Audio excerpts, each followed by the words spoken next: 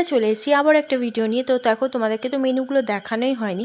তো আমাদের করা হয়েছিল সেদিন মেনুতে হয়েছিল নান আর তার সাথে চানা মশলা, হ্যাঁ সবার ফার্স্টে স্যালাড আর সস আর ভেজিটেবল চপ ছিল।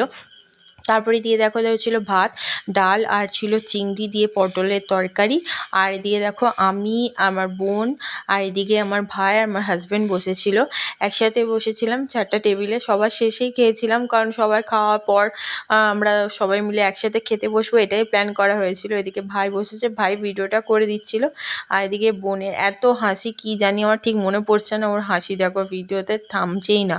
আর এদিকে দেখো আমার ফেভারিট জিনিস পোস্ত, যেটা আমার ভীষণ ভালো লাগে, পোস্ত দিয়েছিল। আর এদিকে চাটনি, পাঁপড়, মিষ্টি, মাছ, দই, আর এদিকে চাটনিটাও দিয়েছিল। আমার তো বেশ ভালো লাগলো খেয়ে, জানি না আর বাকিদের কেমন লেগেছে। আর হ্যাঁ, সঙ্গে পাসও ছিল, জলের বোতল ছিল সঙ্গে। আর বরের দিকে কিছু একটা বলছিল বর, আর দেখো আমার ভাই একসাথে বসেছে।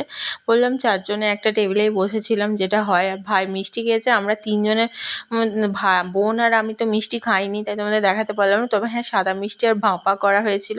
আর এদিকে খাওয়া দাওয়ার পর একটু সবাই মিলে বেশ গল্প গুজব হয় না, এদিকে আমার মামিমা, দিদারা, মাসিমণি, ভাই সবাই মিলে একসাথে গল্প করা হচ্ছিলো। আর দিয়ে দেখো খাবার দাবারগুলো এখানে রাখা হয়েছিল, যেহেতু ছাদে খাওয়ানো হচ্ছিলো আমাদের, তো খাবার দাবারগুলো ছাদেই তোলা হয়েছিল। ওখান থেকে আর কি সার্ভ করা হচ্ছিলো সবাইকে এক এক করে।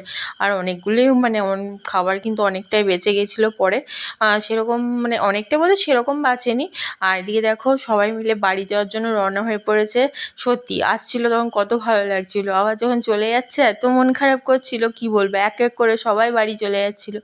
তো এদিকে দেখো হ্যাঁ আসবে আবার, হ্যাঁ ছোট থেকে বলবে আসতে, হ্যাঁ আসবে। তো আজকের ভিডিওটা কেমন লাগলো অবশ্যই জানিও। আমার স্বাদের অনুষ্ঠান শেষ, আমার স্বাদের ব্লগ শেষ, তোমাদের সাথে বলেছিলাম যে শেষটাও শেয়ার করব।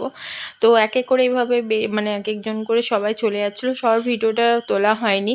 তো কেমন লাগলো জানিও।